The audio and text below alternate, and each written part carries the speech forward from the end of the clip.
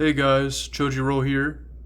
We are taking a look at the SH Monsterarts Godzilla, well, the new SH Monsterarts Godzilla 2000 by Bandai Damashi Nations, or Godzilla vs. Megaguirus, which came in 2000. I had a little bit of time to pose this, pose this guy, mess around with him, and so far I'm really liking him. I like him a lot more than I thought I would. So let's get him off the rotator and take a closer look.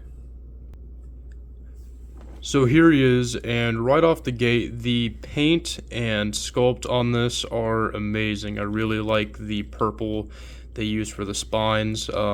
As always, the sculpt, let's see, I just get him to do the splits there.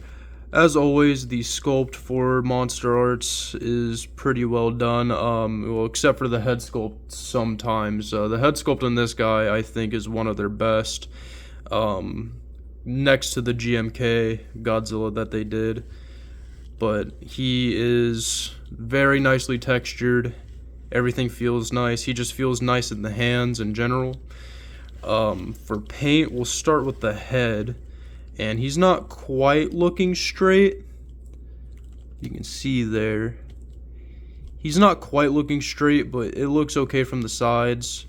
The eye decals or paint, I think it's decals maybe. They do look good. He's just not quite looking straight. The teeth look better than usual. Monsterarts has been kind of flaking with the teeth recently, but the teeth on this guy look amazing. He's got glossy paint for the mouth.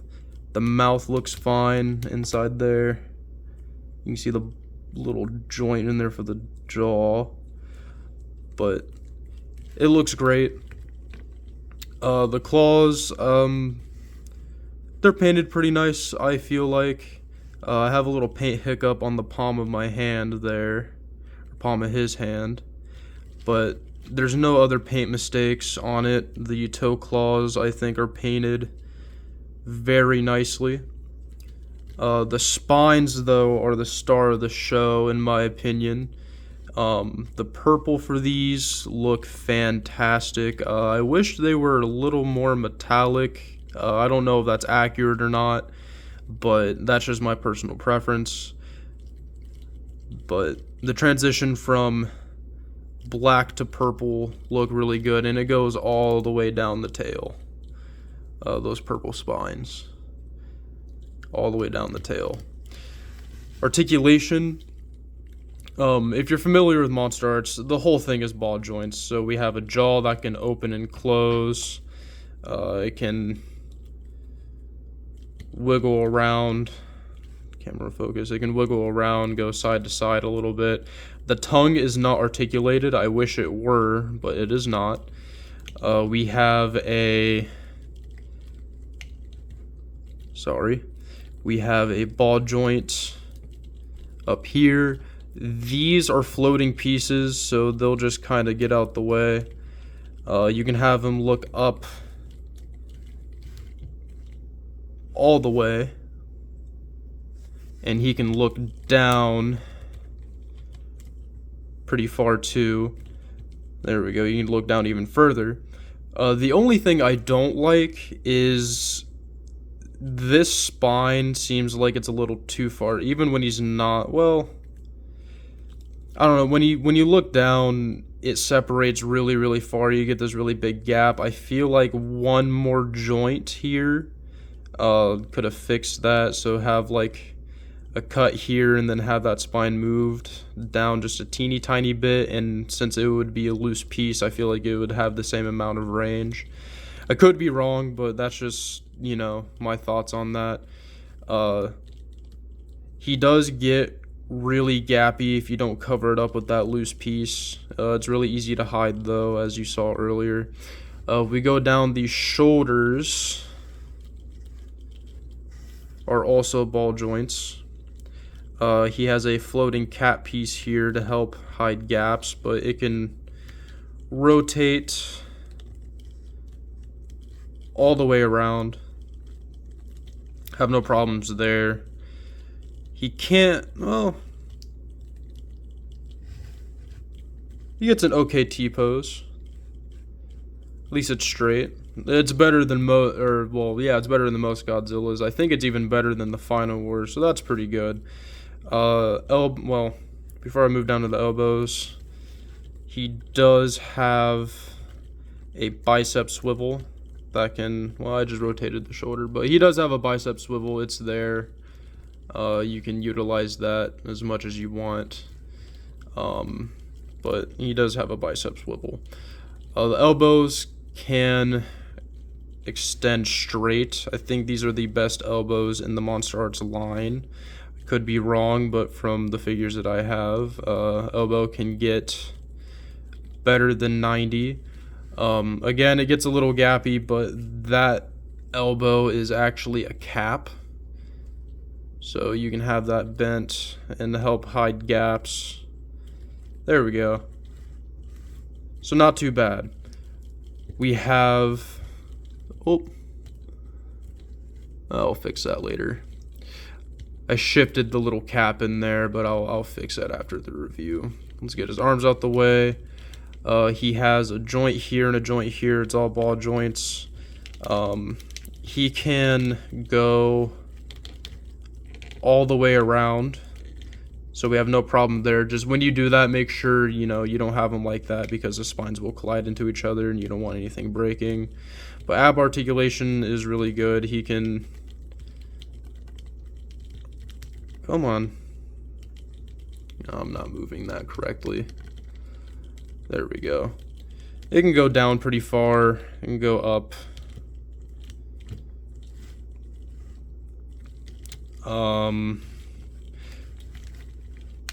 The hips, I don't know if they can rotate all the way around, but that's how high up he can kick. Oh, he can go higher. So he can kick forward that high, and he can... How far can he kick back? Kick back about that much.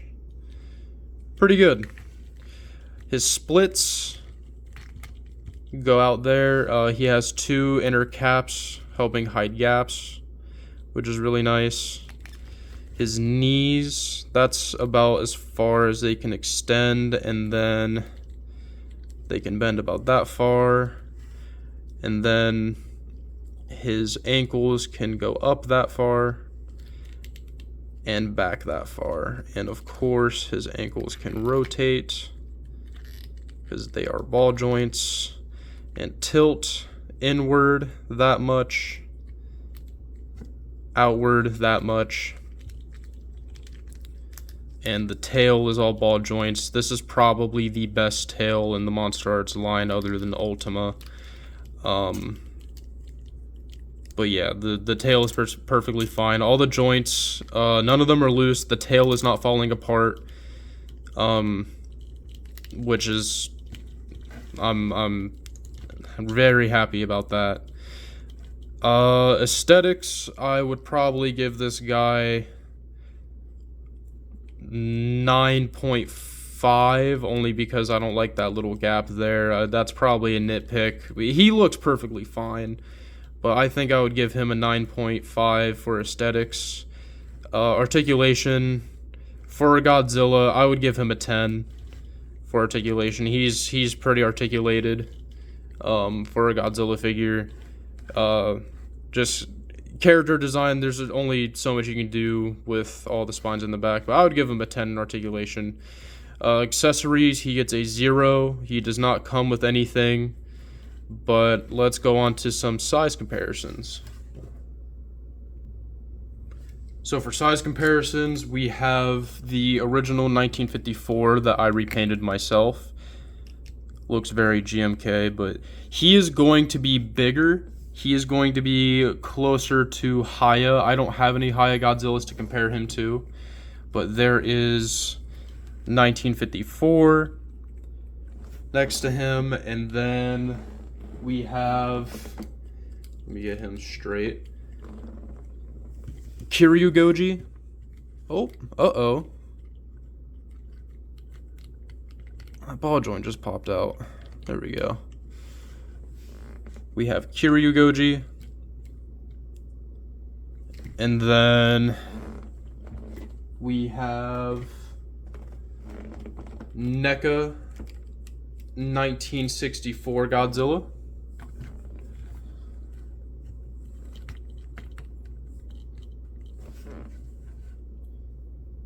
He's about the size of a NECA.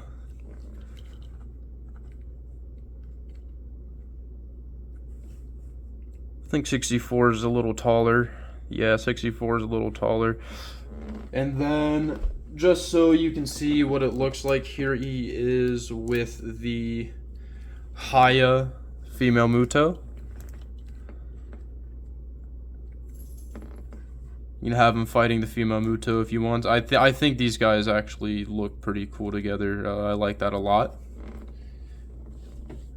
And then here we have the vinyl. I'm gonna have to have my arm here. The vinyl Megaguirus. Here's her wingspan compared to him. And then this is how long her body is compared to him. And these guys look great together.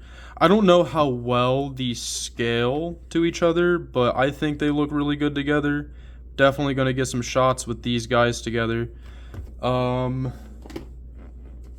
Let's see. We'll do one more.